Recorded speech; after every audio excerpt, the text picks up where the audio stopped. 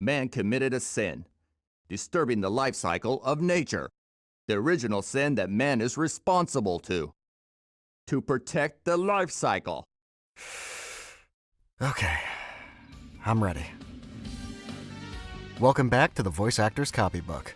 The House of the Dead 2's voice acting is really bad. Hey, thanks for watching. If you like this, really, though, it's not often that I get the chance to take a look at something that's completely, inarguably bad. The voice acting here is horrendous. It turns the game into a total parody of itself. Nothing is tense or scary or serious because it's completely laughable instead. It's easily some of the worst acting to ever be featured in a video game. And it is fantastic. I've heard it said before that the worst thing a project can be is forgettable, and that holds true here. The House of the Dead 2 loops back around into so bad it's good territory within the first few minutes, and the entire game has a Plan 9 from outer space charm about it. It's terrible in a way that's really fun and entertaining. So, let's talk about how it got so bad. Bit of advance warning here. This episode isn't aiming to be as educational as the last three. I usually try to come up with some sort of takeaway at the end of these that you can use to be a better voice actor, but this one's going to be a little bit more fun. Think of it like in elementary school, when the teacher rolled in that big TV on wheels and put in a Bill Nye the Science Guy VHS tape. Sure, you might learn something, but we're mostly just relaxing and kicking our feet up today. Alright, with all of that out of the way, let's dive right into the House of the Dead 2 and find out what went wrong. First things first, nobody in the development cycle really cared about how the voice acting in this game came out. Does that sound harsh? Yeah, it does, and I don't mean to sound, well, mean this early on into the video. But the inherent problem is that it only sounds insensitive because they didn't care is a criticism you'll hear levied at everything these days.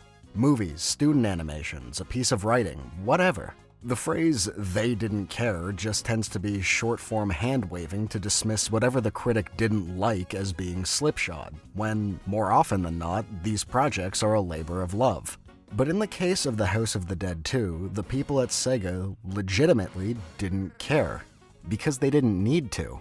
As we discussed last time, arcade games had a brief window where they were the place to play video games. The House of the Dead released during the gradual decline of arcade popularity in the West, but it filled a very important niche that most consoles didn't bother with: light gun games. If you're unfamiliar, a light gun is effectively a gun-shaped television remote. Point it at the screen and pull the trigger to shoot. This saw a brief surge in the form of the NES Zapper, and again once the Wiimote completely reshaped the console industry with motion controls. But there was a massive lull in home light gun games in the period between those two milestones. The House of the Dead 2 could very comfortably reside in the arcades next to Time Crisis and Silent Scope, and ride along on the quality and uniqueness of its gameplay. After all, most people didn't go to the arcade to hear a story. They went there to play a fun game.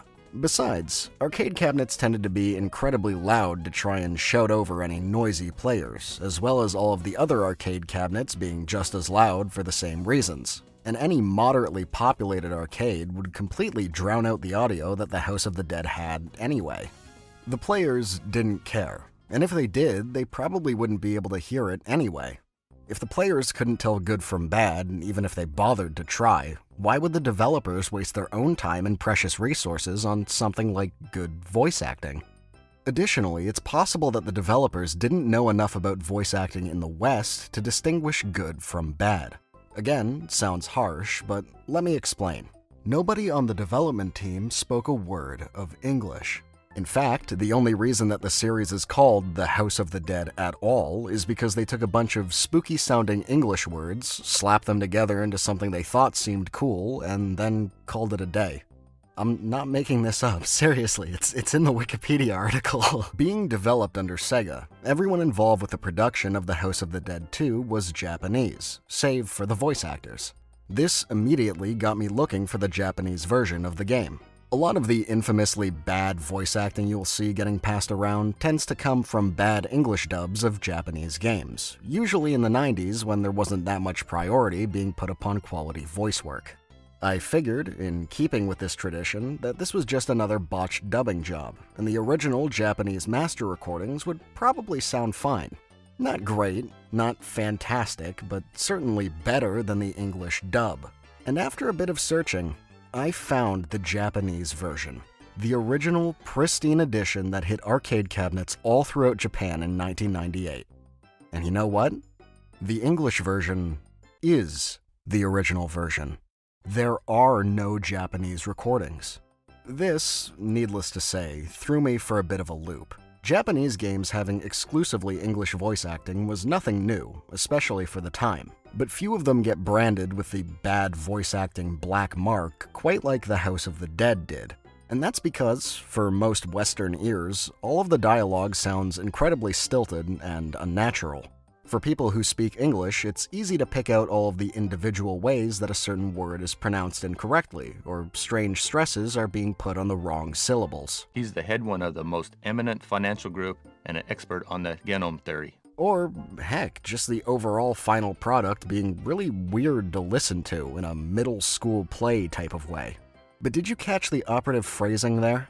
For Western ears. English speakers. For people that grew up speaking English their whole lives, this sounds strange. What the hell's going on in this city? Don't know, but it's very similar to the 1998 Curian case. That case? But for someone like, say, a developer who lived in Tokyo and never spoke anything but Japanese, they probably wouldn't be able to tell. Let me give you an example. For those of you who, like me, consume a lot of Japanese media, because you're a weeaboo, you've definitely heard something along the lines of this argument before. I prefer subs to dubs because I don't speak Japanese and it just sounds better to me. There is merit to that. If you don't fluently speak the language yourself, you're going to have a hard time telling a good performance from a bad one because you don't have any control group to compare it to. It all kind of blends together, because you, as an outsider to that language, don't know the little intricacies that make a performance shine or fail. Odds are that that was the case with the House of the Dead too. Given what the final product sounds like, I wouldn't be surprised if all of this was done in a single take. There are other reasons, of course, and we'll get into the specifics in just a moment. But for now, let's pull back a bit. All of this just leads to more questions. Okay, nobody really cared that much, and sure, nobody on the development team spoke English, but there were actors for this game. Plenty of them. They, from what we can gather, did work for SEGA sometime in 1997 or 1998, and spoke fluent English. Maybe if we can figure out who they were, we can extrapolate some form of greater detail. Find out what happened with the voice acting in this game, where they are now, any specifics that we might have missed because of the lack of developer logs. And this is where things get a bit tricky. None of the voice actors are credited in the game. Again, nothing new. This was an arcade game, after all, and industry voice actors weren't afforded nearly as much credit back then as they are now. But it still drove a wedge into my research. Without knowing the cast list, it would be borderline impossible to track any of these individual actors down. Granted, I didn't think I'd get the chance to ask them questions myself, but I figured someone, somewhere, must have reached out at some point and asked about their work on the House of the Dead. It's too fascinating of a story not to tell. I figured I wouldn't get any further than what I already had.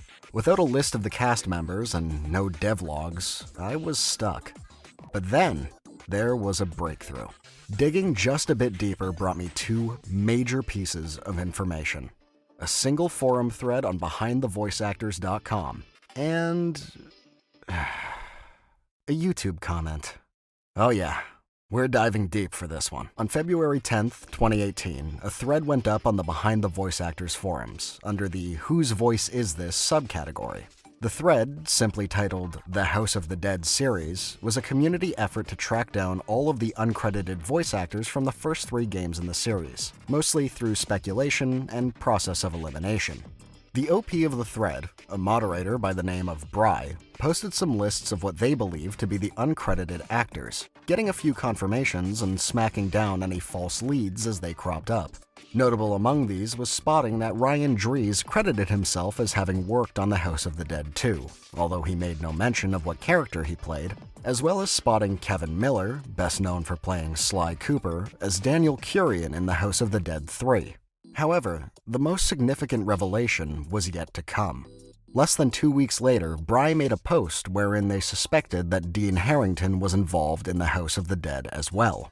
You probably know Dean Harrington from his work as the Super Smash Bros. Melee announcer, but he's also the guy who does this, The House of the Dead, when you start the game. Bry emailed Dean Harrington, asking if he was a voice actor for The House of the Dead 2. And within 24 hours, Dean Harrington came back with much, much more than a simple confirmation. On February 21st of that same year, this post went live in the thread. It reads, quote, "I got back from Dean Harrington. I don't know if it's outright confirmation, but it's certainly interesting."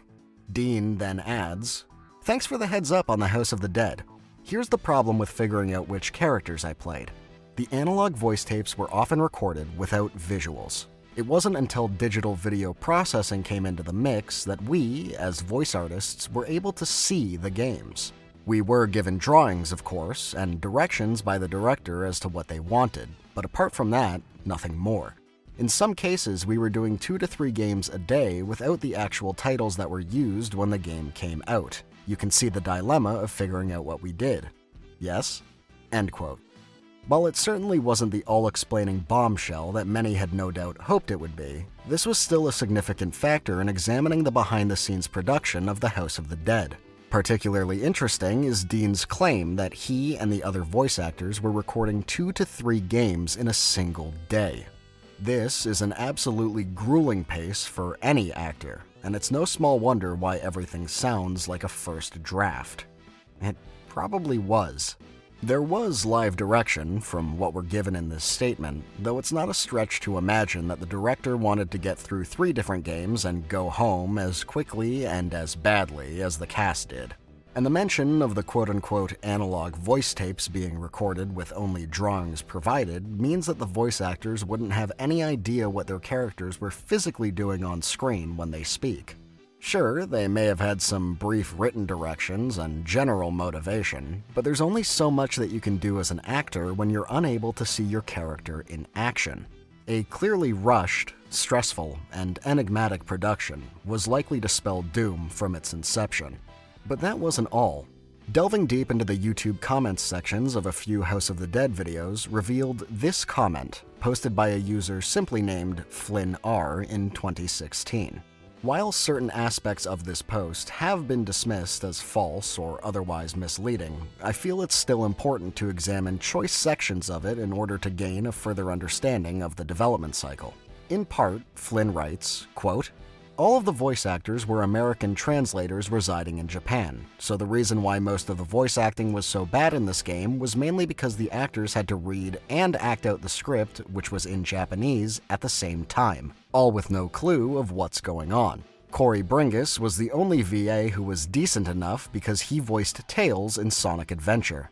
The voice acting was done in a single day, all but Corey were translators, not actors, and the VAs had to also work with 2 other SEGA arcade games on that same day, Vampire Knight and Ghost Squad." End quote. Users of the Behind the Voice Actors forums were quick to debunk a few of Flynn's claims, referring specifically to Flynn's incorrect cast listing, as well as the assertion that the voice actors were not actually voice actors. A forum administrator even weighed in, stating that Corey Bringus being the voice of Gary was nothing more than a rumor posted to a fan wiki. More on that later. But to imply that this comment is entirely without merit would be blatantly false. We know for certain that at least one aspect of it is true. Flynn mentions that the voice actors had to record 2 other SEGA games that same day, a statement which was confirmed 2 years later by Dean Harrington himself. Additionally, the part about all of the voice actors being translators may potentially be true as well. While many of the individuals that Behind the Voice Actors have managed to credit were VAs before and after working on The House of the Dead 2, we already know that the development team was exclusively Japanese. Additionally, Ryan Dries, who we mentioned earlier, appears to be a relatively fluent Japanese speaker. However, I also managed to find a couple of interviews with Dean Harrington, and he never once mentions voice actors being given their scripts entirely in Japanese. Granted, Dean also states that he's lived in Asia since 1984, moving from Hong Kong to Japan, and I'm not entirely certain if a script being written in Japanese would be noteworthy enough for him to mention at this point. Similarly, in this interview with Project Umbrella, he briefly discusses being directed on Resident Evil 1 by the actor for Rebecca Chambers, Lynn Harris. Dean states, quote, "Instructions for the game voice delivery were rudimentary. Many of the game developers were not English speakers and certainly couldn't recognize when a better delivery should have been coaxed out of the actors. Hence, an important role fulfilled by bilingual speakers like Lynn Harris." End quote. As of right now, it's impossible for me to tell whether the live direction of The House of the Dead 2 was done by someone like Lynn Harris or by someone who only spoke Japanese. Since Lynn was credited for work on The House of the Dead 1, it is possible that she was involved in the directorial process for the second game. But given the way the final product came out, I'm inclined to stand by my original idea that no, the vocal director was not an English speaker, and intended for the dialogue to mostly just serve as background noise. If Lynn Harris was, in fact, the vocal director, the final cut still would have had to go through the SEGA development studios that, again, either didn't care or didn't know about the end product sounding good or not. Even in the Project Umbrella and Source Gaming interviews I referenced before, Dean Harrington is keen to say the exact same thing himself. Both of these interviews are a great read and listen, respectively, and I'll be linking everything in the description below. If you ever wanted to learn about 80s martial arts movies and the history of the Super Smash Bros. Announcers, you won't find a better resource. In the end, just about every uncredited voice actor managed to find their credits in the Behind the Voice Actors forums. As we mentioned, Ryan Dries and Dean Harrington both came forward to speak about their participation, and other actors such as Kevin Miller were discovered in The House of the Dead 3. But there's one mystery that still hasn't been uncovered. Gary. This handsome fellow right here is Gary Stewart. Gary serves as player 2 in The House of the Dead 2, so most people who play single player likely don't even know he exists. Gary's voice actor, along with all of the others, were completely uncredited in the games, leaving the identity of his actor entirely up to speculation. While most of the cast thus far has been discovered, within reasonable doubt, Gary still remains a mystery. All of the leads I've found have led to nothing. The rumor about him being played by Corey Bringus, the actor for Tails and Sonic Adventure, is unfounded. While Gary certainly sounds young, maybe in his very early 20s, Corey Bringus was only 13 years old in 1998. The only other breadcrumb trail comes from another moderator of the Behind the Voice Actors forums, who believes Gary to be played by Scott McCulloch. You probably know him best as Richter Belmont from Symphony of the Night, or as Chris Redfield in Resident Evil. Scott was a voice actor who was very active around this time, lived in the area, and worked on games like Resident Evil alongside previously mentioned cast members such as Dean Harrington and Lynn Harris. The timing and location is right for him to be the one who played Gary, but in my personal opinion, it doesn't sound right. Gary sounds like this. What happened to Amy and Harry? We have to hurry. I won't let you have it your own way anymore. And Richter sounds like... Die, monster! You don't belong in this world! That. The House of the Dead 2 came out after Symphony of the Night as well, so Scott McCulloch would have been older than he was when he provided the voice of Richter Belmont. This might be the last real mystery of the cast for The House of the Dead 2, and unfortunately, it's one that we may never get an answer for. Scott McCulloch passed away following a car accident in 2000. Discussion surrounding this has been fairly limited, and I don't want to dwell on a topic this close to people's hearts out of respect for everyone who's been affected by his passing. I don't believe that he was the voice actor for Gary. Most of the people I've asked don't think so either. But if he was, this would have been one of the last projects he ever worked on. It's a very sobering thought. The idea that something you lend your voice to could go down in history as one of the most infamous bad voice acting examples, all the while being one of your final performances. Regardless of whether or not Scott McCulloch voiced Gary, I think we could all do a bit better in examining something that gets damned as terrible with a more critical, investigative lens, rather than just mocking it. Making fun of something is easy. Understanding something that gets made fun of is not. Don't get me wrong. I won't try and pretend as if the voice acting in The House of the Dead 2 is some kind of hidden masterpiece that everyone else is just too dumb to get. It's still bad.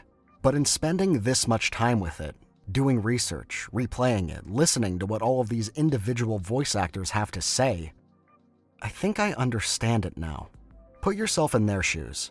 If you were recording for a game that you've never heard of, for an audience who doesn't speak your language, for a studio and a crowd that don't care how your performance comes out, knowing that you wouldn't be credited for it, knowing that this is just one of 3 things you have to work on today, not knowing anything about your character aside from what they look like, receiving poor directions as to how you should sound, and all of this without getting more than 1 or 2 takes in because you're recording on a limited amount of analog tape, how well do you think you could do under those conditions?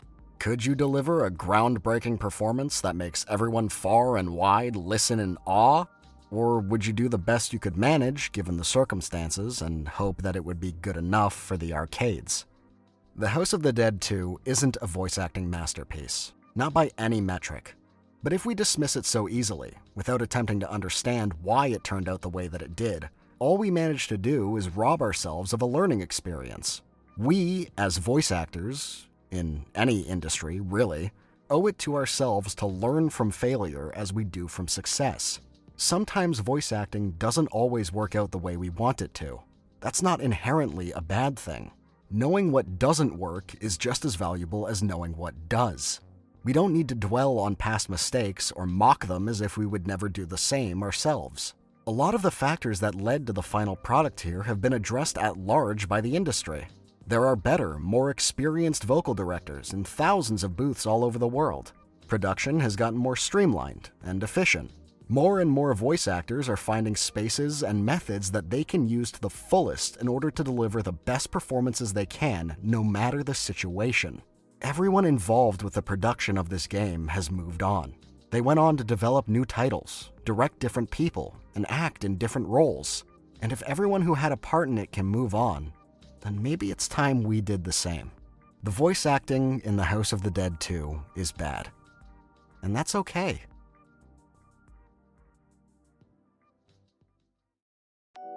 Hey, thanks for watching. This video was a lot of fun to make. I really didn't expect to learn this much about The House of the Dead 2. I was just going to go into it and kind of dunk on it, and then it turned out that there was a lot more to the story, and it kind of changed towards the end.